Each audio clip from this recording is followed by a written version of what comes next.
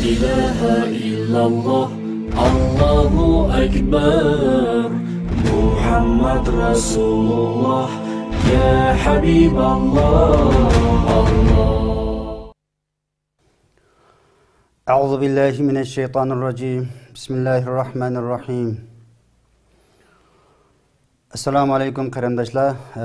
Biz davomliq sizlarga sunib kelayotgan 40 hadisninki sharhisiniki 8-sini bugun sizlarga taqdim qilmoqchi. Bismillahirrahmanirrahim. Alhamdulillahi robbil alamin. Vel aqibatu lil muttaqin. Vessalatu vesselamu ala rasulihi Muhammedin ve ala alihi ve ashabihi ecmaîn. Qarindoshlar, bugungi bu hadisninki asosliq mazmuni endi musulmonlar kafirlarninki hammasiga qarshi urush qilishga buyurilganmi degan bu mazmunda biz to'xtalib o'tmoqchi. Bu hadisninki ravisi Abdullah ibn Umar radıyallahu anhuma an ibn Umar radıyallahu anhuma enne Resulullah sallallahu aleyhi ve sellem قال أمرت أن أقاتل الناس حتى يشهدوا أن لا إله إلا الله وأن محمد رسول الله ويقيم الصلاة ويؤتوا الزكاة فإذا فعلوا ذلك عصموا مني دماءهم وأموالهم إلا بحق الإسلام وحسابهم على الله. رواه البخاري ومسلم وأبو داود والنسائي والترمذي وأحمد. Demek bu hadis nihayetli ihkam lekin mazmuni bek mo'l. An bu hadis to'g'riliq muhaddis olimlar nihayetli ko'p izdish orqali bu hadisni mutawatir deganlar bor. Ve bu hadisni mutawatir emas, lekin alohida sahih va hech qanday masala yo'q hadis deb baholaganlar umuman. Lekin nima bo'lmasin bu hadis mutawatir deyilgan ekan. Bu mutawatir hadis nihoyat az. Demak buni Abu Hurayra radhiyallohu anhu xabar qilgan, Abdullah ibn Umar ve ondan başka nurgun sahabalar xabar qilgan hadis. Endi bu hadisda Peygamber Ekrem sallallahu aleyhi ve sellem bizlerge bildirmekçi olan hüküm nima desa? Bu hadisda Peygamberimiz umirtu en uqatilen nase hatta yeşhedü en la ilahe illallah ve enne Muhammeden Resulullah ve yuqimus salat ve yutuz zekat. Endi Peygamberimiz bununda umirtu en uqatilen nas buyuruldum dedi. Peygamber Ekrem sallallahu aleyhi ve sellem buyuruldum dese buyruğucu Allah subhanahu ve taala Allah buyurgandan keyin buyuruldum deb bu Peygamberimiz ibarini kullanırdı. Eğer sahabalar umirtu buyuruldum bu qalsa bu Peygamber Aleyhisselam buyurgan buludu. Tabiiler dese şu vaqtdagi İslam xalifeleri yoki padişahlar buyurgan buludu. Endi bu hadisninki evvel ravisi to'g'riliq biraz to'xtalish to'g'ri keldi. Endi ravisi Abdullah ibn Umar. Yani Umar radıyallahu anhu ikinci xalifeninki o'g'li. Yani hem faqih, hem muhaddis, abadiler deb Abdullahlar degan mush bir qancha Abdullahning qatoriga kiralgan hem nurg'ulg'an hukmda o'zining talantini namoyon qilgan yosh sahabi. Bu sahabininki anisi Sayyid Hasan Ar-Razzan, Zeynep bint Maz'un. Onun hemşirisi Habs radıyallahu ta'ala anha anımız, yani Peygamber Aleyhisselam'ınki ayali. Bu sahabi butqa çokunup bakmagan. Dadisi bilan Medine'ge din sıkılış uçurgan vaqtda Mekke'den Medine'ge hicret qilib kelgan yosh sahabi. Allah'ın ibadeti ötken. Davamlıqça masjidni lozim tutgan. Masjidda o'zining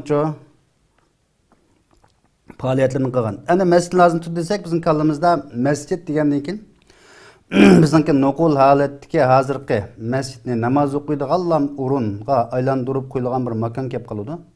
Ayni vaqtda masjid desa, kengash o'tkazilgan, siyosiy masalalar shu yerda muzokara qilinadigan, o'quv-o'qitish, maktab, ma'rif va barliq ilm so'rinlari shu yerda bo'ladigan bir qancha amal ibodatninki birlashmasi shu yerda o'tkaziladigan bir o'rin.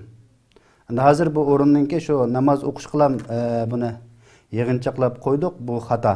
Asli masjidning roli bunda bo'lsa bo'lmaydi. Payg'ambar alayhisalom shunga Mekke'den Medinaga borganda tunji qilgan ish masjid soldi. Chunki bir yig'ilib o'tiradigan, yig'ini ochadigan siyosiy qarorlarni ashada kengash qiladigan, sahobalarning umumiy ahvolini kengash qilib, musulmonlarningki kelgusi taqdiri to'g'riliq o'ylanadigan bir yani hazırlagan.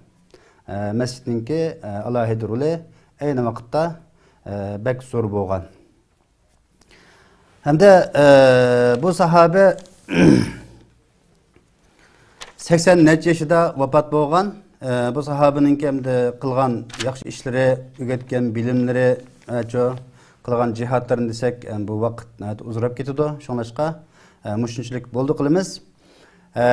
Bu sahabe shundoq xabar qiladi. Yani bu sahabe Peygamber Akram sallallohu alayhi vasallamdan shuni anglagan. Bu sahabadan boshqa sahabalar anglagan. Shunga bu hadisni mutawatir hadis.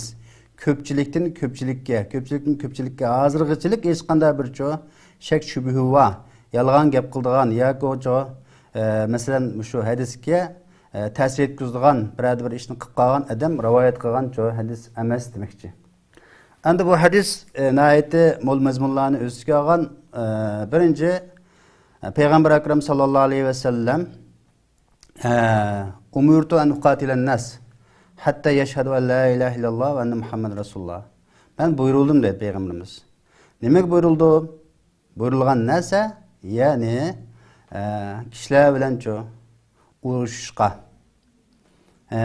qachongacha desa kişiler bilen urushqa buyuruldum. Allah'tan özge ilah yok. Muhammed aleyhisselam Allah'ın elçisi deb guvohlik bergucha ve namazını o'qigucha, zakatlarni bergucha men kişiler bilen urushqa buyuruldum dedi. Yani bu yerda biz diqqat qiladigan ikki nuqta bor. Bazı qarindoshlarimiz ayakço g'uluv ketgan, chekdan oshgan, ko'z qarashga ega bo'lib qolgan qarindoshlar bu hadisni dalil qilib turib, o'zining xato ideyasiga mush hadisni pakt qilib ko'rsatdi.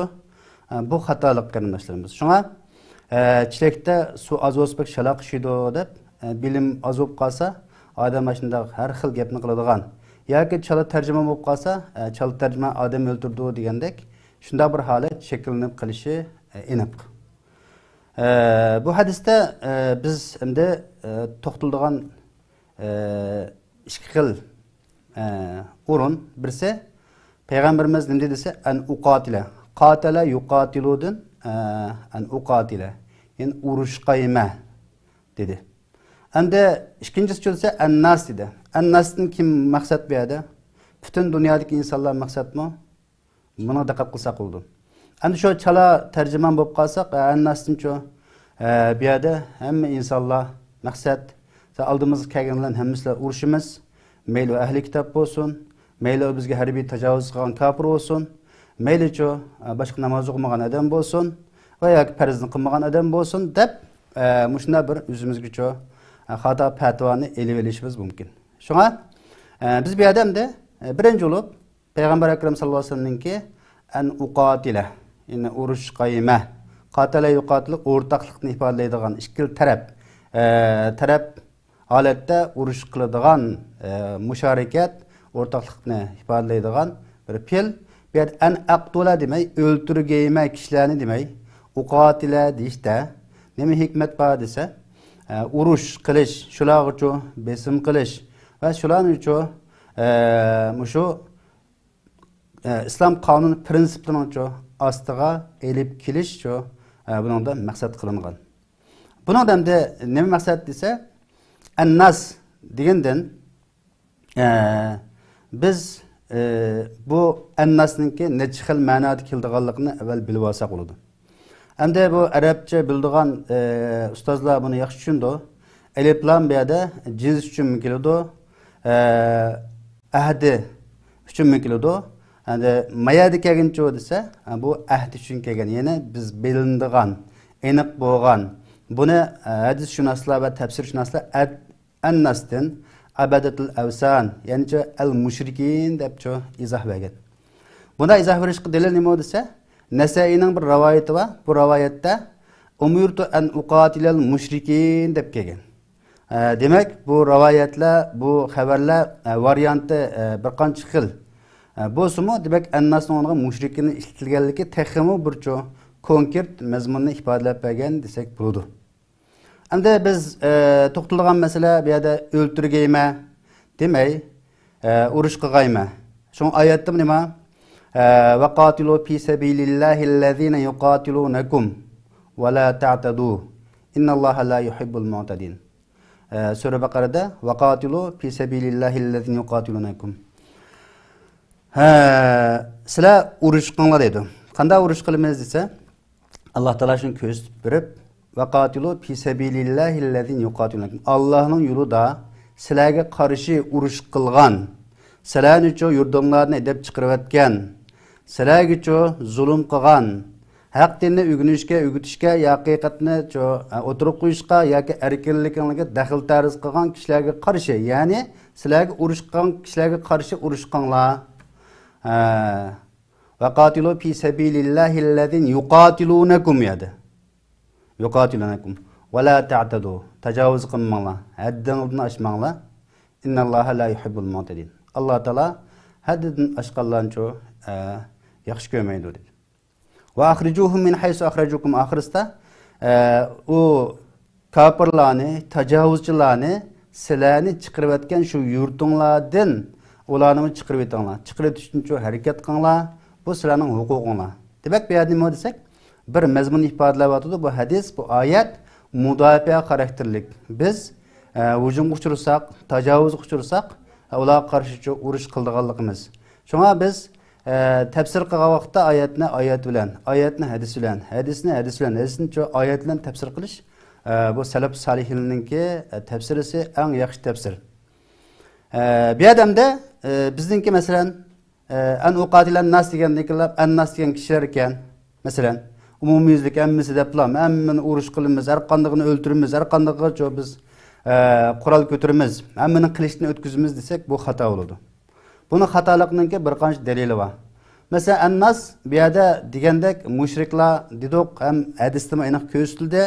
Bu hadisni yolg'izlam, bosh oyog'ini tekshirmaylar yoki bu mazmunda kelgan hadislarni bir yerga to'plamaylar, o'zimizning hissiyoti ya o'zimizning ma'lum ideyasiga pak tepib qolsak, pak chiqish mumkin. Masalan, biz bosh oyoqni uzitib qolsak, vaylul lil musallin desak, oyog'ini o'qimasak, vayl indavzaq namoz o'quvchilarga degan bo'ladi. Oyatning oxirisini o'qimagan deganlar bu masala chiqadi. Yana birchi la taqrabus salah va antum sukarani o'qimay namozga yaqinlashmang desak, namoz o'qimaslikning dalil chiqish mumkin. Mushunda xato ideyalar maydonga kelib qo'yatdi. Bir yerni uzib olgan, yo Qur'onningki Uyg'ur tarjimasini o'qib hukm olgan, yoki masalan siratni dalil olgan o'ziga. Shunga nima dalilga yaraydi? Qandaq narsa dalil bo'la oladi? Buni olim ulamolar biladi. Shunga Qur'on, hadis, ijmo' ummat, qiyos, saddu zara'i, masalihul mursala bularcha dalilga yaraydi. Shunga biz har qanday ish bo'lib qolsa, fasalu ahla zikri in kuntum la ta'lamun. Bilmasak, bildiganlarga murojaat qilish olim ulamolarimiz oramizda bor. Shularga murojaat qilsak bo'ladi. Bir tal lug'at kitobini o'qib olib, yo bir tal tarjimani o'qib olib, yo bir tal videoni ko'rib olib, voy mushunda ekan desak bo'lmaydi. Masalan, annas nim mazmunda kelgan? Annas degan, masalan, qatala yuqatilunga biz hozir mana izohat berdik. Alim ulamolarimiz, muhaddislarimiz, mufassirlarimiz izohat berdi. Annas qanday mazmunlar kelgan desa, masalan, misolga olsak Uyg'urchadimi? Biz bir yerga beribdimiz, bir shaharga berib, o shaharning bizni nayt yaxshi kutib olibdi, nayt yaxshi muomalani qilgan, kishilari bek yaxshi ekan, kishilar annas yaxshi ekan desak, butun shahardagi hammadan zot chalib qo'ymay hammasi yaxshi degan bo'lamda, unda bo'lmaydi hargiz. Shu biz aralashgan bilgan qisman kishilar degan bo'ladi. Masalan, umumiylik hammasi degan bo'lsa, qul a'udhu bi robbin nas, malikin nas, ilahin nas. Ma'va butun nas. Bu cins uchun keldi, har qanday inson degan bo'ldi. Yana bir oyat tushsa, ya ayyuhannas ubudu robbakum desa, ya ayyuhannas ubudu robbakum. Ey insonlar, sizlarga Parvardigoringizga ibodat qiling desa, bu umumatan hammasiga umum bo'lishi mumkin. Miyadik annas desa, bu umum shaklda kelgan bilan ma'nisi chu xoslashtirilgan degan bir ma'noni chu biz bundan olamiz. Masalan, Payg'ambar alayhisalom dedi, Alloh subhanahu va taolo payg'ambarimizning tili orqali ya ayyuhannas inni rasululloh ilaykum jami'a. Masalan oyatda bor. Ey insonlar, men sizlarga umumiyuzlik hammanglarga avatilgan Allohning elchisi dedi. Mana umum mana. Yoki qisman bo'lsa desa, va azzim fin nasi bil hajj masalan. Va azzim fin nasi bil hajj. Kishilarning orasida hajga cho'san, hajni jakarla, haj qilishga chaqir desa, bu butun insonlarga hammalarga haj qiling deb chaqirgan gapmi? Yo'q, bu musulmonlarga. Nima uchun? Alloh subhanahu va taolo innamal mushrikuna najasun degan. Mushriklar najis. Fala yaqrabul masjidal haram. Mushriklar najis. Bu yildan kincho hamda mushriklar masjidlar haramga yaqinlashmasin degan oyat tushgan. Demak, bu hammaga emasligi chiqib turdi buningdan. Finnasdagi annasni butun umum insoniyat emas. Masalan, yana bir hadisda payg'ambarimiz masalan la yahujjul bayta masalan illa cho mu'min yoki muslim masalan. Baytlarni faqatla mu'min musulmonlar cho haj qilsin yoki baytlarni mushrik haj qilolmaydi desa, haj qilmasin desa, bu cho desa, shu oyatninki izohat bo'lib chiqadi bu. Bir-biriga qarshi degan gap emas. Misal qilsak, annasdan bir tal kishi maqsad qilingan yava. Bu jumhur olimlarning qarshi. Masalan, nima degan desa,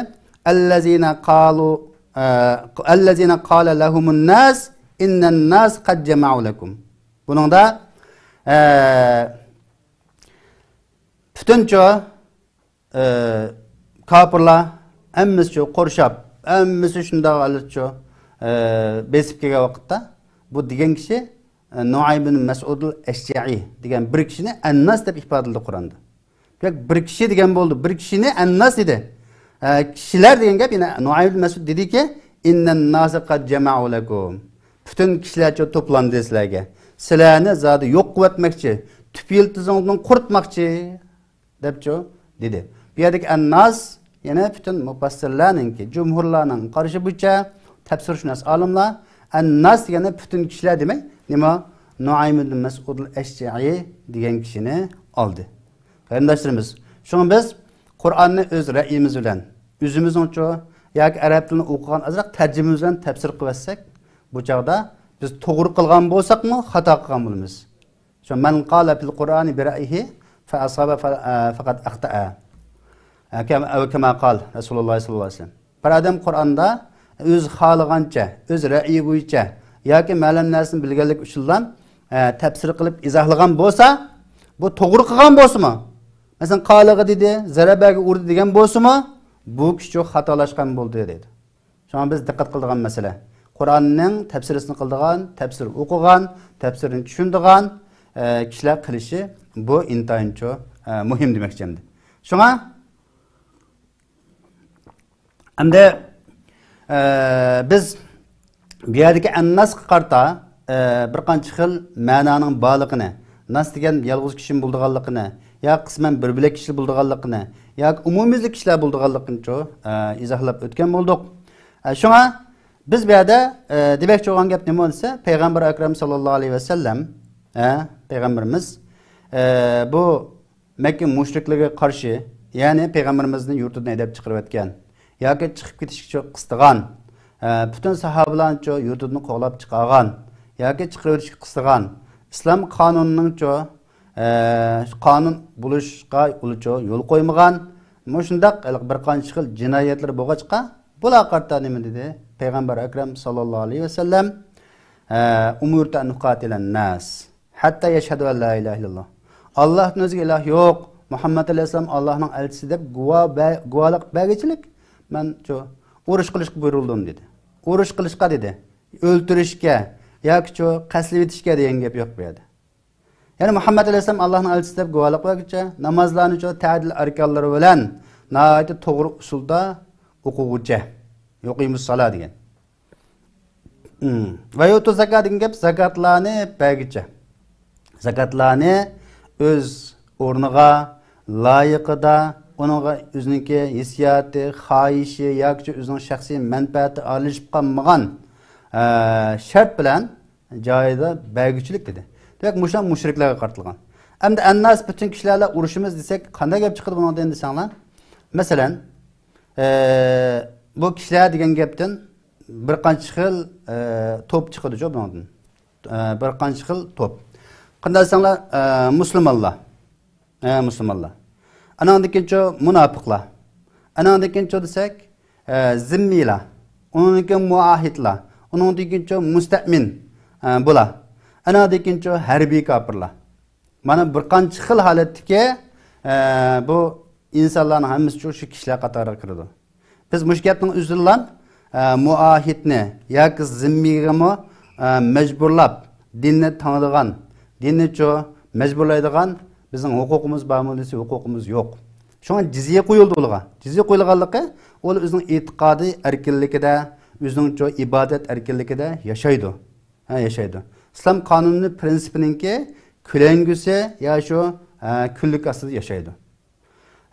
Bundan da demak cho'g'an gap masalan shu kishilarning ichidan musulmonlar. Musulmon degan kimsa la ilaha illalloh Muhammad rasululloh degan namozni o'qigan, zakatni bergan 5 farzand ado qilganlar. Endi bu musulmonlarning ichidan endi tashqi ko'rinishi musulmon, ichki jihati desak, bular kofir bo'lgan kishilar bular munofiq. Qalbi kofir, o'zining qilayotgan ishi ko'rinishi musulmonchilik da'vosi qilgan. Mada qilmang, ma islomga xilof, ma bu Qur'on hadisga xilof, ma to'g'ri emas desa, mening qalbim anda pok, anda saq. Men anda yaxshi, menda yaxshi, men palani qaraganda deb o'zini tuvanlik odamga selishtirib turib, o'zini aqlaydigan. Masalan, nifoq bor. Islomga musulmonlar hujum qildigan. Yoki islom musulmonlarning zina harakat qildigan. Musulmonlarning shaxsiy sirlarini, maxfiyatligini kofirlarga yetkazdigan o'zining shaxsiy manfaatini deb. Va yoki musulmonlarga kech-kunduz yomonlikni o'ylaydigan, ko'rinishda hiyi deydigan, og'izda kulki chaqchaq, qo'yinda palpichoq yashaydigan munofiqlar. Munofiqlar. Bularni o'ltirishga yoki urushishga bo'lmaydi. Masalan, nemishqa? Bu la ilaha illalloh Muhammad rasululloh deydi dexe. Bular namozni o'qiydi, zakotlarni beradi, lekin bu munofiq. Endi nifoq ikki turli bo'ladi. Aqida jihatdagi nifoq, amal jihatdagi deb. Masalan, amal jihatdagi nifoq desa, yolg'on aytish, va'dasiga xiloflik qilish, kishilarga saqtlik qilish. Lekin bunun qalbida nima bor? Tavhid bor. Qalbida iymon bor, bu holat bo'lib qolgan demakchi. Endi munofiqlikning ishini bu yerda mushunchalik so'zlasak, anandagi zimmiy desa, zimmiy degan ahli kitob. Ahli kitob. Bu ahli kitob, lekin musulmonlarning qo'g'dilish doirasiga kirgan. Islom davlatida musulmonlar rayonida yashagan, lekin qo'g'dash puli to'lab, jambaji to'lab yashaydigan kishilar. Bu zimmi. Bular nisbatan musulmonlar bilan qo'g'daydi. Agar qo'g'dayanmay qolsa, men sizni qo'g'dayanmadim yoki bo'lmagan chaqda, nima? Ma pulni sizni olmayman dedi. Xuddi Abu Ubayda al-Jarrah radhiyallohu anhu shu Hims ahliga ayni vaqtda Yaraqli qo'shin boshlab kelib, qattiq zo'r qo'shin kelgandan keyin bütün jizya olgan pulisini qaytarib beranglar. Bizni bulni qo'g'dayanmoqdek turamiz. Qo'g'dayanmay qolsak gunohkor bo'lib qolamiz, buning haqqini yeb ketamiz deb qaytarib bergan. Shundan keyin bo'licha hammasi shular bilan birlikda Yaraqliga qarshi turgan. Bu rimliq, xristian. Ma musulmonlar iymon qilmish o'tadi desanglar, bu qattiq zulm qildigan gap. Dini saxta, dini e'tiqod jihatda so'z bilan amillik birdek bo'lmagan ekan, ular zulm qilgan ekan. Siz musulmonlar gapingizda va'dangizda tursiz ekan, sizlar bizni boshqaringlar, lekin bizga amillik beringlar degan. Masalan hamda undan keyin muahid. Muahid degan hamda to'xtam kelishim bilan mana shunday to'g'an yoki ma'lum texnika, ma'lum bir nimalar bilan islom diyoriga, musulmonlar diyoriga kelgan kishi. Bularga desa bu muahidga chiqilishga yoki uningki qiniga, meliga tajovuz qilishga bo'lmaydi misol. Bu kafir. Bu kafir degan gapning o'zi qarindoshlar, buning hammasiga qarshi turimiz, hammani qilishdan o'tkazimiz yoki o'ltirimiz degan gap emas. Biz xato tushunib olsak bo'lmaydi buni. Kafir degan gapni o'zi ham Allohga inkor qilguvchi. Biz ularga batil diniga nisbatan biz kafir. Biz inkor qilamiz, kafir degan inkor qilguvchi. Masalan, dehqonning kafir deydi masalan. Nima uchun uruqni yerga ko'mib, bu yepib, yo'gab qiladi. Yo'gash jihatda kafir haqni yo'ggan bo'lsa, ma dehqoncha desa uruqni yo'gaydi masalan shu. O'qitish jihatdagi bir gap lug'at jihatda. Demak, biz kafir deganning hammasiga qarshi turadigan manda holatga biz buning buyurmagan. Biz buningga buyurilmagan, islom buning uchun buyurmagan. Endi yana desa, musta'min, amillik talab qilguvchi. Masalan, amillik talab qildi yoki masalan pasport bilan, viza bilan islom rayoniga musulmonlar davlatiga kirdi bu. Ya ziyoratga, ya sayohatga, yoki nimaga buningga qilishga bo'lmaydi. Buningki biz tamg'ini bosgandan keyin, buning uchun amillik bergandan keyin, amillikka amal qilish bu bizning bosh tortib bo'lmaydigan majburiyatimiz. Hamda yana bir oxir kim qoldi desanglar, shu insonlar annasning ichidan bir harbiy kafir qoldi. Tajovuzchi kafir. Musulmonlar diyoriga tajovuz qilib kirgan kafir. Bu kafirni desa, masalan, Allah subhanahu wa ta'ala Qur'onda la yanhakumullahu anil ladzina yuqatilukum fid din wa lam yukhrijukum min diyarikum an tabarruhum wa tuqsitu ilayhim. Innalloha yuhibbul muqsitin. Allah subhanahu wa ta'ala sizlarni diningizga sababli sizlarga urush ochmagan, sizlarni qistamagan, sizlarga e'tiqodingizga daxl taruz qilmagan, erkinligingizga daxl qilmagan, da'vat tashviqotga to'salg'i bo'lmagan, sizlarni o'z yurtingizdan haydab chiqarib o'tmagan yoki chiqitishga qistamagan yoki chiqitishga har xil bahona sabab, har xil qonunni tuzib, bizning harakatimizni hammasini jinoyatlashtirib, o'zingizni qonunlashtirib, manda qilmagan. Manda kafir bo'lsa, bularga yaxshilik qilsanglar, bularga odillik qilsanglar, Alloh taolo sizlarni cheklamaydi dedi. Oxirisi esa innama yanhakumullahu anil ladzina qatalukum fid din va akhrajukum min diyarikum. Shu oyatda cheklaydigan Alloh taolo nima desa, dining sababli sizga urushgan. Masalan, bizga o'xshash. Bizning diyorimizdan kafir nima qildi? Bizni chiqarib o'tishga burunni tatib urnuqliq, lekin yaqin qillarcha butun bizni chiqarib o'tdi. Chiqarib o'tdi degan gap bizni chiqib ketgan demadi, shu chiqib ketishga qistidi. Anadagi xalqimizni zamoniy qulluqchi hozir tutib turdi.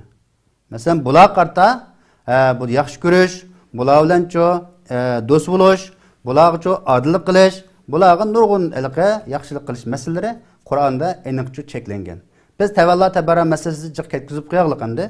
Allohning do'stlik do'st bo'lish, dushmanning dushman bo'lish masalasida biz endi etini suga pulni al, o bu deb vasitallamaydigan bir holat shakllanib, aqida e'tiqodga ketib qolgandan keyin Qur'on hadisga amal qilishni yiroqlashgandan keyin Alloh taolo bizga bu xorliqni berdi. Biz endi o'zimizni tekshirib baqsak, hamma jihatdagi ahvolimiz chiqadi. Anda tajovuz kafirlar qarta Qur'onda uningki meli, uning qini hech qanday narsa u qo'g'dolmaydi. U davomliq musulmonlarga nisbatan mubah bo'ladi. Bu Qur'on hadisninki so'zi jumhur olimlarning qarashi, bu men degan gap emas bu, qarindoshlar. Shunga yig'inchoqlab aytgan vaqtda Yahud Nasaralar musulmonlar diyorida tursa, musulmonlar diyorida shu islom xalifasi yoki islom qonuni asosida yashaymi desa, fuqarolik huquqi bularning bo'ladi. O chiqib ketkin demaymiz. Bular tajovuz qilmasa, to'xtamga xiloflik qilmasa bo'ladi. Masalan, Bani Qurayzdek, Bani Qaynuqadek bo'lib o'xshash to'xtamni tuzib qo'yib, undan tigidin siyosat o'ynasa, ularning tegishlik jazosini beradigan gap. Bu har qanday insonning aqlli huquqi hamda bu. Mana shuni tushunsak bo'ladi. Shunga biz bunun ameliy misallarını alalayımız. Mesela, o'ylab bakıla, 800 yıl İslami xaliflik paytaxt olgan, hazırki İspanya, Andalus'ta, qanchalik musulmon bor? Musulmonlar qanday ig'ir kunni ko'rdi? masjidlarni ochib erkincha ibodat qila olamdi. Shular nega ketdi? Buni o'ylab baqiling. Misrdagi 8 millionga yaqin 10 millionga yaqincha xristian bor. Musulmonlar demakroq erkin. Masalan, ayni vaqt Amr ibn As kelgandimi, Amr ibn Asni talab qilib kirgan bo'lar. Bizni qo'g'dab bersanglar deb. Masalan, boshqa Suriyadagi, Iroqdagi, Turkiyadagi nurg'un xristianlar uchun erkin azod yashaydi. Ular yo'qolib ketmadi. Ular o'zini saqlab qola oldi. Nima uchun? Bu xristian davlatidagi, masalan, Yunoniston deymiz, bir tal masjidlarga ruxsat yo'q. Boshqa davlatlar deymiz, islom net 100 yil islomninki bayroq ostida yashagan shu rayonlarda nima uchun musulmonlar bu yerda yo'qolib ketadi yoki yo'qotiladi? Bu haqiqat nada? Adalet kimda ekan buni bilib olsak bo'ladi. Musulmonlar o'zligicha unda yo'qotishga harakat qilmaydi. O'zining aqidasini saqlasa, o'zininki ibodat bilan shug'ullanib mansa bo'ladi. Yahud nasaralarninki bu yashashcha huquqiga daxldorlik qilmaydi. Lekin u tajovuz qildi ekan, boshqa zaminni egallab oladi ekan, boshqalarning huquqiga tajovuz qildi ekan.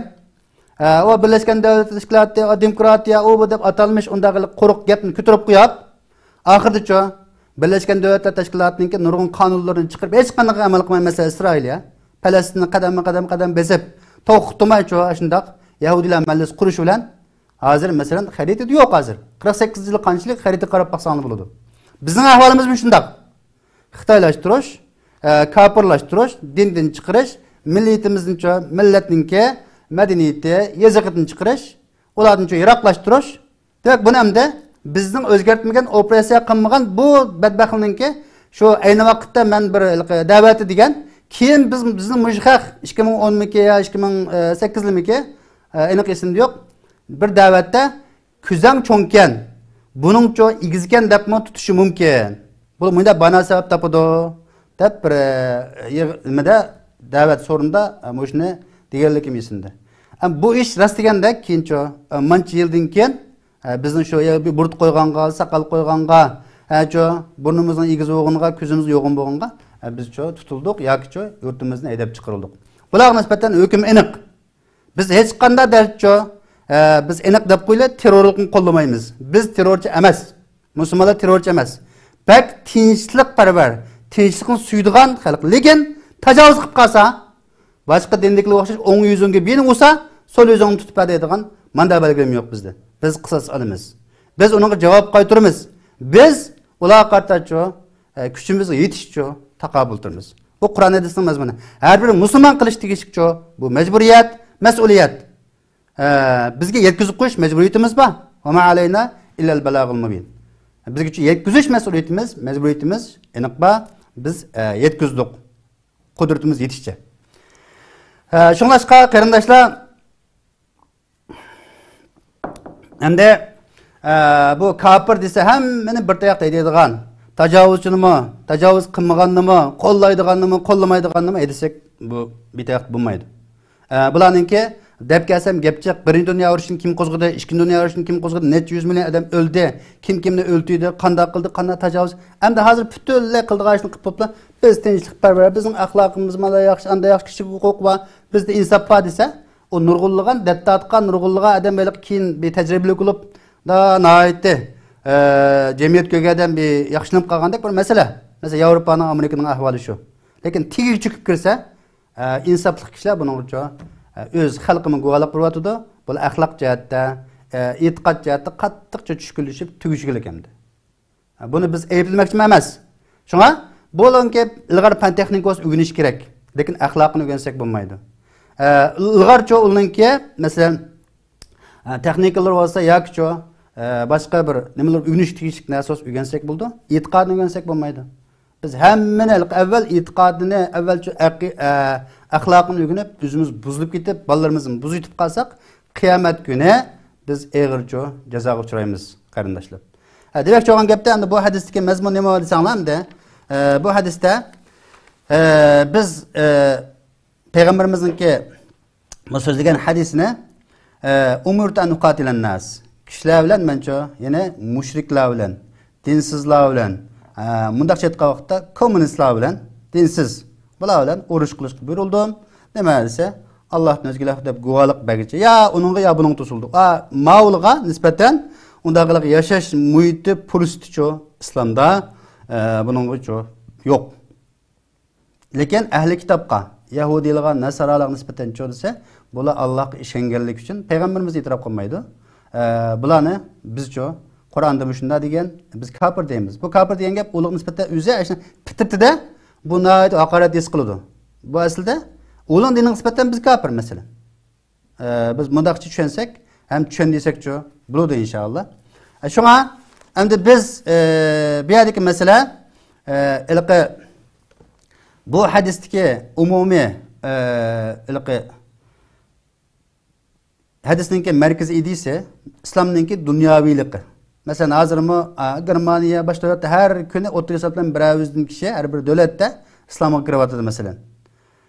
İkincisi islom qilich orqali emas, da'vat orqali, keng qo'saqlik orqali, axloq orqali umumlashganligini bilib olsak bo'ladi.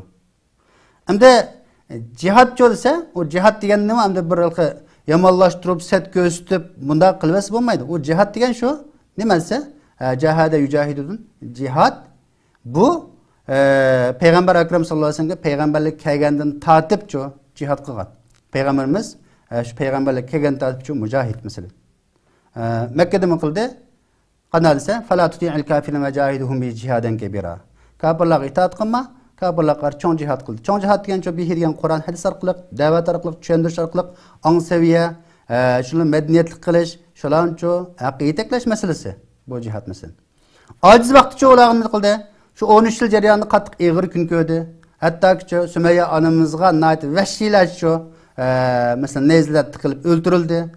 Yasir radıyallahu anh öldürüldü. Şu vakti sahabelarda okşaş kılıç ba, okuya ba, kural yarak cihatta farklanmaydı.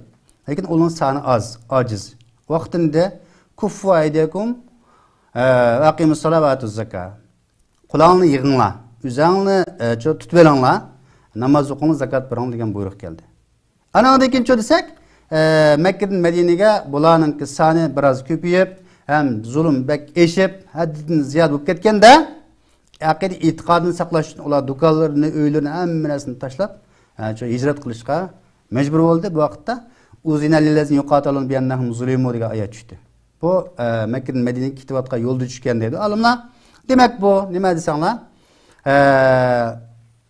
bulağı deslepte kulağını yığınla, üzerini tutuyangla, hiç qanday çekilmangla, sabır qılang degan ayet düşkendikin o'ziga ruxsat berildi degan bo'ldi. Ular o'ltirilganligi, urush qilinganligi, zulm uchraganlik sababdan o'zini lezin yuqatil biyannahum zulimu. Shunga va innalloha ala nasrihim laqadir. Alloh taolo ularga yordam berish kuchi nima? Qodir dedi. Bu ayet düştü. Demek cihat asli cheklangan. Asli bizning dinimiz tinchlik parvar ekanligini bilib olsak bo'ldi. Ular haddini ochgan, chekni ochgandan keyin bu oyat tushib anandan keyin qurolliq urush qilishga ruxsat qilindi. Shunga biz oyatni sababi nuzul bilan, hadisni vurudul ahadis kelgan sabablar bilan nada, kimga, qachon shuni bilishimiz kerak. Buning uchun olim ulamolar mujtahidlar yaxshi bo'ladi. Shunga hozir biz hamda dinninki islom dinining qo'riqini, yo'imiz, bepochiqini, yo'imiz quluqini tutib olib Muşu dinamiz muşu desek bo'lmaydi. Buni tushunish kerak, o'rganish kerak. Hammamizning o'rganish uchun mas'uliyatimiz var. Hammamiz uchun bu farzand.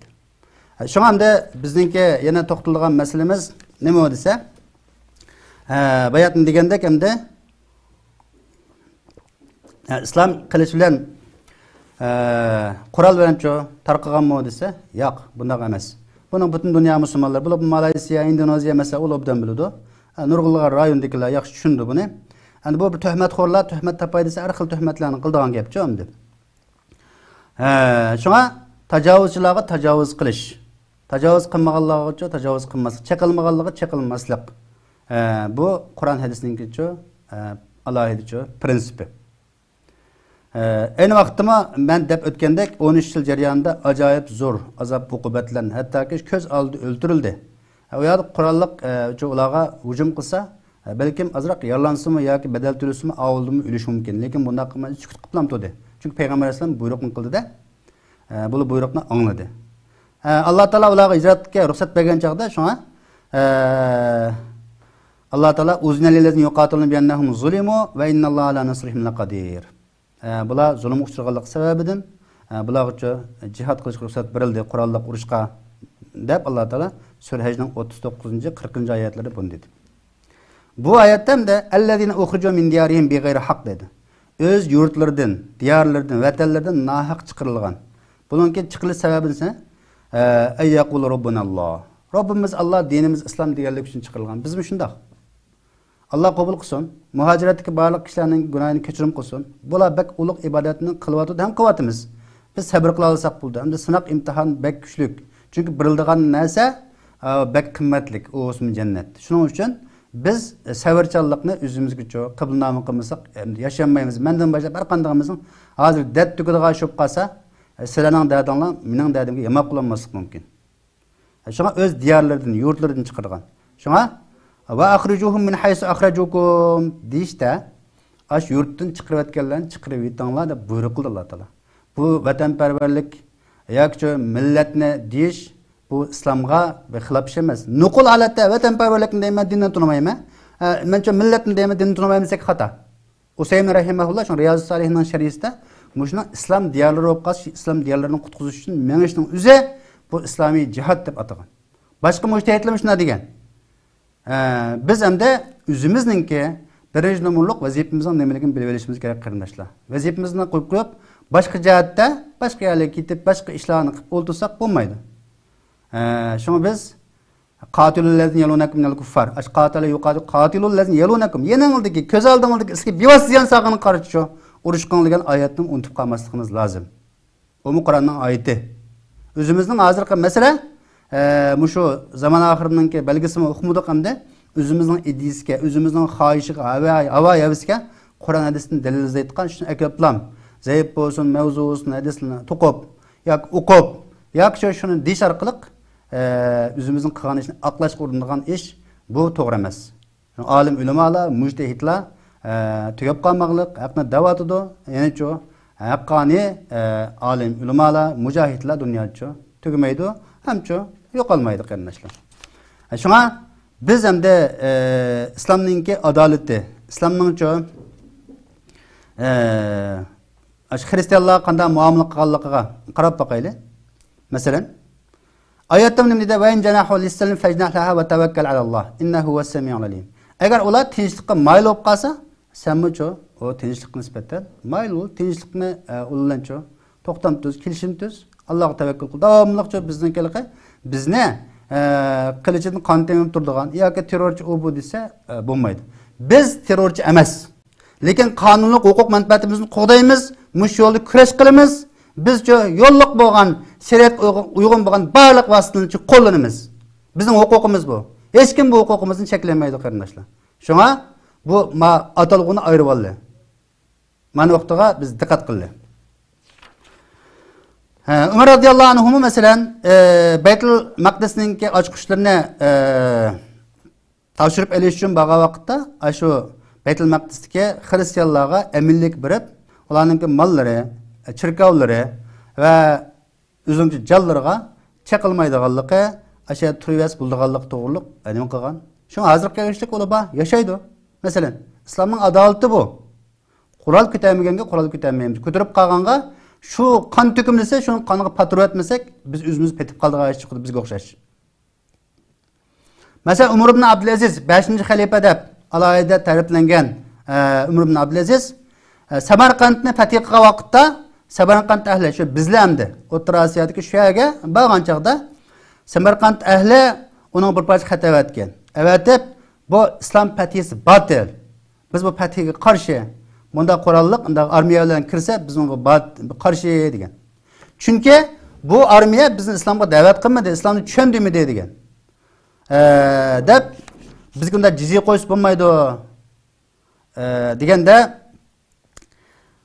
bu Umar ibn Abdulaziz buni musulmonlarning qozisiga, qodi, sotchiga islomda shar'iy prinsip, qonun prinsip bu mufti qozilarningki bu shariat mustaqil.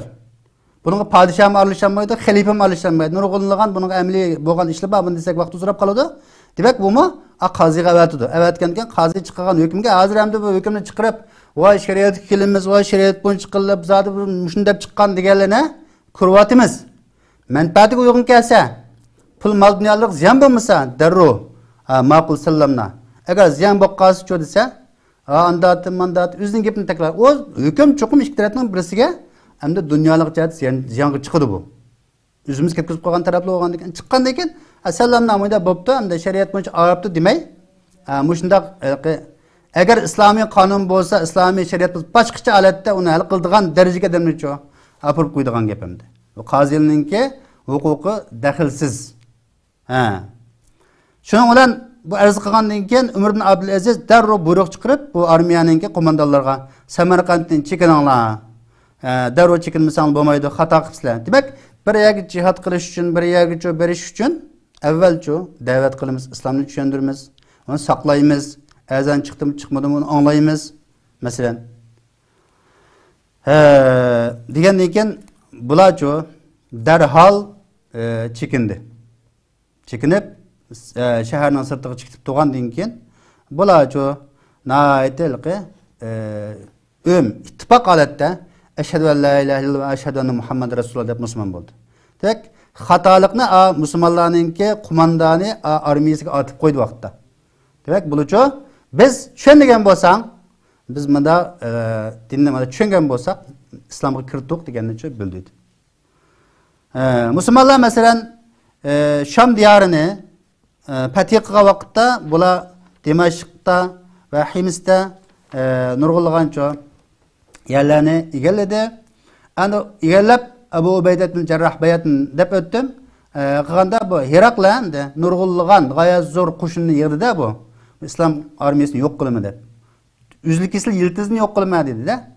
Shuning bilan bu darro Abu Ubayda ibn al-Jarrah Himsga odam avatib, ularni qo'dashqicha hozir amali yo'qligini, bu jizya olgandan keyin jizyanicho ashamiz qaytarib berishning zarurligini dedi.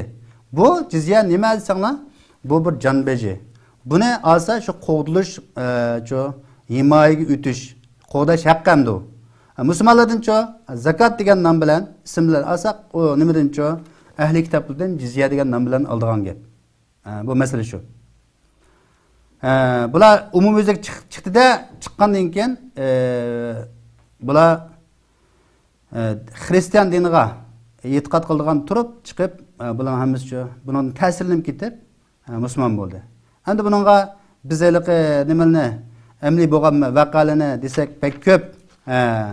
Masalan, Usama ibn Zayd bir jangda bir tane jangchini qo'g'lab keyindan badi. Bu odam qilishni beshi to'g'aliqni ko'rdi-da, ko'raplakinda la ilaha illalloh deb oldi. Degan chaqda lekin Usama ibn Zayd la ilaha illalloh degandan keyin jangga qilich ko'tarib chiqsa bizni o'ltirgilar. Endi qo'pib, "Sen la ilaha illalloh deb olamsa" deb u odamni o'ltirib etdi. Bu xabar payg'ambarimizga yetganda payg'ambar sallam g'azablandi deydi. Sen la ilahe illallah qanday qilasan? Hey, sen la ilahe deb tus o'ltirdingmi? Deb payg'ambarimiz shuningki la ilahe illallah deganligini e'tirof qildi. La ilahe illallah demak, uning melini Usamning qilchidan qo'g'diy olaydi. Biz endi hozirgi ba'zi ijtihodlarda xatolik, ba'zi ikkala taraf urushyotgan, ikkilisi oyat o'qiyotgan, ikkilisi anaat ulug' masalan ishlarni da'vo qilayotgan, bu urushyotgan ishlarni ko'ryapmiz.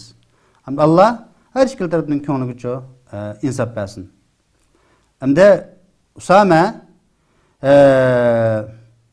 urush tugagan vaqtda nima dedi desa, payg'ambarimiz tushuntirib, bu odam o'limdan qo'rqib shunday degandi ya Rasululloh, bo'lmasa burun deydi, qilich ko'tarib chiqqan tursa, men o'ltirmasam meni o'ltirishi mumkin. Debdi payg'ambar alayhisalom davomli uni rad qildi. Bu seningki qilganing to'g'ri emas deb, sen uning qalbini yerib boqqanmisan. Bilamsan uning qalbini dedi.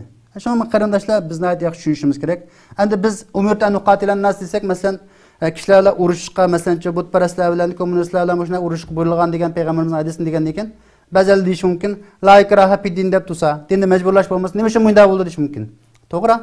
La ikraha fid din bu ishga zid keladigan oyatlar, hadis zid kelmaydi. Nima uchun? La ikraha fid din degan dinga kirishga majburlash yo'q. Dinga kiring deb majburlamaymiz, kirib bo'lgandan keyin uning mas'uliyati bo'ldi. Har qanday narsaga mas'uliyati bor. Majburiyat bor. Majburiyat yo'q narsa bizim to'g'imiz kelmaydi.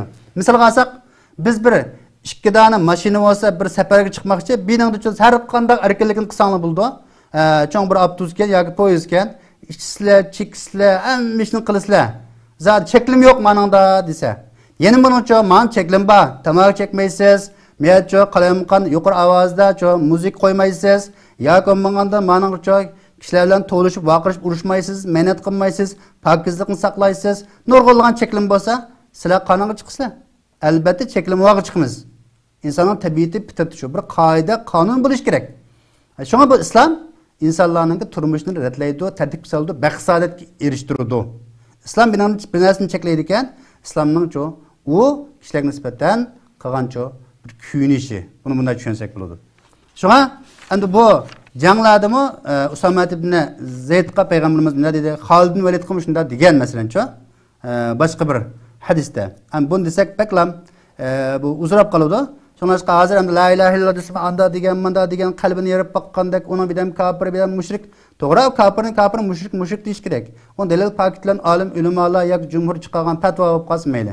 Bir bilonda o'ltirib, lakında av kafirti, murtad deb, xavarchi deb, uning mol dunyosi yo huquqi yo boshqa narsa ko'z tikib bilan uni qaslash, o'ltirish, mollarga chiqilish bu harom. Shunga musulmon degan kimsa al-muslimu man salima al-muslimuna min lisani va yadihi. Musulmon degan musulmonlar uningcha qo'lidan, tilidan uningcha xotirjam bo'lgan, salomat qolgan degan. Xotirjam bo'lmasa, salomat qolmasa u musulmon emas. Musulmonchilik haqiqiy mu'min bo'lolmaydi u. Bunga diqqat qilish intayin muhim demoqchi. Shunga biz bu yerda jihad hamda yo'l qo'yilmagan bo'lsa, islomda jihad yo'l qo'yilgan. Bu jihad faqatlam shu musulmonlarga yangi narsa emas. Bular burunmu şu jihad qiladi. Jihadni jihad deb biz atadik. Jihad ba masalan burun tat urush ba. Bayat misal qapdan birinchi dunyo urushini kim qo'zg'adi? Xristianlar. Ikkinchi dunyo urushini kim qo'zg'adi? Xristianlar. Shu Yevropaliklar qo'zg'aliq. Necha 100 million odam o'ldi. Uning kim javobgar? Uning islom dini javobgarmi? Bütün balani terib dunyoga amdi qilib biz tinchlikparvar deyasa, xuddi bizning vatanni egallab turibcho, bekimning tinchlikning 5 prinsipida turamiz, boshqalarni tajovuz qilmaymiz, unda qilmaymiz. Tajovuz qilganini qilib bo'lsang, oldig'ini qilib bo'lsang, nega tajovuz qilsam-da? Shunga o'xshash gap bu. Shun qarindoshlar, biz endi o'zimizningki nimalarni qilayotganligimiz, nimalarni biz tashabbus qilayotganligimizni bilishimiz intayin bek muhim. Shunga bu jihad nurg'ulg'an masalalarni o'z ichiga oladi. Jihad to'rt turlik bo'ladi. Ham jihadun nafs, jihadul shayton, jihadul munofiqin, jihadul mushrikin val kuffar. Ash to'rt xil asoslikcha qoral bo'lmasa, masalan shaytonga kafir qilgan kafirga jihad qilmoqchi bo'lgan qurolni shaytonga ishlab qilolmaydi. Nafsimizga ishlab qilolmaydi masalan. Onun olamı en çok cihatını kılmasak, biz yaxshi yo'llarga o'zimizningki nimamizni, ma'naviyatimizni, bilimimizni, iqtisodimizni sarf qilolmaymiz masalan. Allah subhanahu va taoloninki har bir oyatlarni hadis bilan, hadisnicha, yana boshqacha hadis oyatlar bilan izohlash, tushuntirish bu intayin muhim demoqchi. Hamda buningda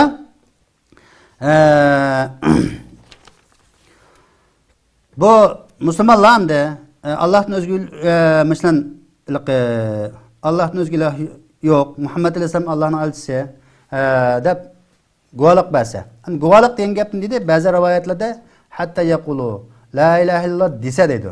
Guvohlik degan gap la ilaha illalloh desa degandan bir daraja yuqori. Binasi guvohlik berish uchun shuni bilish kerak, tegan oyatni tushunish kerak. Tushunmasak, bag'il bilan bo'lmaydi. Uni guvohlikni bag'il olmaydi. Avval tushuning demakchi. La ilaha illalloh avval inkor va evvel çok kaletin pakizaymiz. La ilahe illallah. Allahu mevcudun demek. La ilahe illallah. Allah'ın özgü ilah yok dedik. Yok degeni burun divitip onu onu dikmesen. Şuna femey yekbur bittağut ve yu'min billahi faqad istamsaka bil urvatil usqa. Kim tağut kafir olsa, tağutni inkar qilsa, evvel başka narsa hemen tazalab chiqarib o'tishimiz kerak. Ana oniki ve yu'min billahi Allohga ishonsa deydi. Ama ondaki namazdan joyda o'qisa, zakatni bas nima uchun bu yerda bu qolgan mesela Ramazanni hacni demeydi dese bu hadisin sözlüğü vakitte o perz olmagan buluş mümkün. Veya ki bu hem de şehadet, etiş, namaz bu hakullah. Mesela zakat Bu ibadatniki ibadati maliye iqtisod jihatda. Bu bak muhim ibadatlar bo'lg'achqa shun degan bo'lishi mumkin deydi olimlar. Salatnimcha namozni avvalcha imtihon qilingan, avvalcha biz so'rilgan narsa nima? Namoz qiyomat kuni. Agar ular shuni qilib qolsa, mendin deydi. Nima qonlarni, mollarini saqlay oladi. Buni qilsa, amal qilsa demakchi. Buni qilmay, men musulmonman deb, murji'a firqasiga o'xshash og'izda deb qo'ysak, bu iymon degan amal emas, faqatlam so'z deb qo'ysak bo'ldi. Mening ko'nglim bak yaxshi, men mada yurgan bilan desak bo'lmaydi. Shu chuqum iymon degan nima bo'lsa, qalbimizni tasdiqlash, tilimizda iqro qilish, uni uchun deyish, put qo'limiz, harakatimiz shuncha qilish. Mana bu yig'im desa, nima iymon. Qarindoshlar. Mallarni, qonlarini saqlay oladi. Lekin islomning haqqi bilan saqlay olmaydi. Islomning haqqi bilan degan gap hamda masalan bir adam o'ltiribdi, uning qisosini olamiz. Masalan, bir to'y qilib bo'lgan ayol ekan, nikohlanib bo'lgan burun, bu zina qilibdi. Buning uchun islom qonuni bo'yicha buni jazolaymiz. Lekin buning sharti 4 dona guvoh bo'lish kerak. 3 guvoh bo'lib qolsin bo'lmaydi. Demak, shariat islomiy qonun boshqalarni jazolash, boshqalarning ishini jinoyatlar ishtirish emas, amal va kechirib o'tish uchun. Mana shuni bilib olsak bo'ladi. 4 dona guvohni akab 3 dona guvoh bo'lib qolsin, deb qolsa guvohchi buni desa, ishni qiluvchilar inkor qilsa, tayoq yeydigan, shu dar yeydigan ish chiqmasin. Yana birisi hamda shu hadisning oxirisidagi nima desa, Payg'ambar akram sallallohu alayhi vasallamningki bu al-mufariqu lil jamaa dedi. Jamoatdan ayrilgan. Yana at-tarik jamoatni tark etgan. Jamoatni tark etib, jamoatni demak dindan chiqqan, boshqa dinga chiqib ketgan kishimi mencha man irtadda faqtuluhu man badala dinahu faqtuluhu degan. Endi bu kirganda erkinlik bilan o'zining ixtiyorlik bilan kirdi. Kirib bo'lgandan keyin qalaymoqan chiqib ijtimoiy jamiyatga yomon ta'sir o'tkazib qolsa, bu islom qonuni bo'yicha jazolandi degan bo'ldi. Buni erkinlik yo'q. La ikraha fi dinga kirgan chaqda faman sha'a falyu'min va man sha'a falyakfur degan gap o tahdid o. Hamman deb qo'ydim. Munda jannat bor, munda dozaq bor. Bizim deb qo'ymiz ya. Balamizga gapanglar qilinmasa, balam hamda manda foyda va manda ziyon bor. Xolisangiz ma'ni qiling, xolisangiz o'ynang bozorga chiqib, xolisangiz o'qing. Ya xolisangiz uchun do'konni oching deymiz. Bu deganlik nima? Bozorga chiqib o'ynasa, yo'qchi o'qimasa biz xo'shulimiz degan gap emas. Bizim tilimizda mi bor qarindoshlar? O tahdidni eklab, bunga anda bo'ldi, manda bo'ldi degan gap yo'q. Musulmonlar, men musulmon deydigan, la ilaha illalloh Muhammad rasulullohning taqozosi bo'yicha yashash shart. Chuqur bu qonunga amal qilish shart. Amal qilmasa bo'lmaydi. Men musulmon emas desa, o'zini e'lon qilsa bo'ladi. O vaqtda musulmonning emasninki kofirning bir qancha turlikni dedik. Shu bo'yicha inshaalloh buning uchun hukmlari ayrim-ayrim. Yig'inchoqlab aytgan vaqtda islom nima? Başqalarni buzaq qilish, başqalarga adolatsizlik qilish, başqalarni uchun urush, suqush mana uchun yo'l qo'yilmagan. Islomning adolati bu dunyoga nur chachqan. 1924dan burun xalifalik davlatlar bordi, musulmonlar uchun nayt erkin hur, hamma jihat oldida yashaydi. Shunga qarindoshlarimiz endi mushu namozni o'qimay yoki zakotni bermay, bunda qilganlar desa, bularning mo endi hukmlari nayt aniq. Shunga bu to'g'riliq endi to'xtalsak to'xtalib ketganmiz. Buni olimlar endi namoz bilan nimani zakotni o'rgan. Mushto'g'liq Umar roziyallohu anhu, masalan Abu Bakr roziyallohu anhu bilan munozaralashgan. Masalan, men mushuna kishilar bilan urushima yoki kishilarga qarata bundoq men jazo yurish qilma degan vaqtda sen nimada qilsa degandan hattoki zakotni o'rg'il unmasa yoki payg'ambar alayhisolamga bir tal o'g'loqni yo bir og'amchidek narsani bermasmi mencho ular qarshi urush qilma degan. Deb oxirida bu ikkisi deyishib Umar roziyallohu anhuninki guvohligi Abu Bakrning qalbini Alloh ochib yetibdi. Men haqni bilib oldim degan. Demak, menda erkin ijobiy masalan munozaralar bo'lib qolsa, shariat buni qo'llaydi. Endi bu hadisni Abdullah ibn Umar balki men kasal o'qigan bo'lsa, boshqa ketgan uni degan bo'lsa, menda bo'lmaydi-da. Bu hadisni keyin degan. Avvalo munozaralashib bo'lgandan keyin maydonga chiqqan demakchi endi. Shunga biz erkinlik deb ziyoda unda cheklimsiz erkinlikni xalqarалық inson haqlari, bu demokratiya deymiz. Aşağı düşünsek hazırki mesela onun abdi beşirisi çıkmadı. Biz ona butunlay söküp zaten hammasi zaten xato demoqchi emas. Lekin bunun ko'pinchisininki saxtaligi, kishilarni aldaydiganligi, hukmron sinfning manfaatiga xizmat qilayotganligi, davlatlarning ichimcha 5 ta davlat haramzada, tajovuzchi davlatninki gapi gap qilayotganligi, har qancha kishilar o'ldirilsin, qirilsin, hech qanday haqqoniyat, adolatning mavjud emasligini xalqimiz hammamizcha ko'ryapmiz. Shunga o to'g'riliq gapni biz endi bak chunqurlab ketsak obdamamaydi. Shunga islomning adolati orqali yashashga tirishli. Biz mendan boshlab shu kommunistning jiq ta'siriga uchraganlik, nurg'unlar kommunistning ma'rifni qabul qilganlik, bu ma'rifda shu o'tir maktabdan tortib otizini o'tkil tursa, anangiz maymunta, dadingiz maymunta, din andati, mandati, masalancha, haliqi kinoni ishlab, masalan, ko'ni ko'rak, masalancha, boshqa narsalarni yezish, nurg'un masalalarda dinga haqorat qilgan nurg'unlagan narsalar keng erkin qo'yib o'tilgan. Hatto bir atal maqola yozsa, uni bilim boshqa ustiga ishlab biz bilamiz uni. Dinni söküp berse, ya sopunu sökken buldu, ya mani sökken buldu, ya hikaye yazgan buldu, ya kino işleyen buldu. Aşuranın hemisi bana tegişlik demesi ki çoğu uçurğunu cezası uçurdu mesela. Onun ayıp koymadı. Dinimizi karta sel biz düşünüp bir nesneyle. Yığın desek yapının çoğu tekşirmegen kişinin ki fikri bayan kılış çoğu hukuku yok. Biz şu an tola vergen bilen bazı meselelere dikkat kılın. Biz qandaq zatiki amal çağrılan buldukken biz özümüzün mesuliyetimiz, mecburiyetimizni İslami prinsipta, Müslümançılık bilen wala tattabi xutuvat şeytanga şeytanın yolları bek köp. İslamның yolu, imanның yolu bir. Nurg'unlagan yo'lga unda kirib olmaylik qarindoshlar. Allohning qo'qli.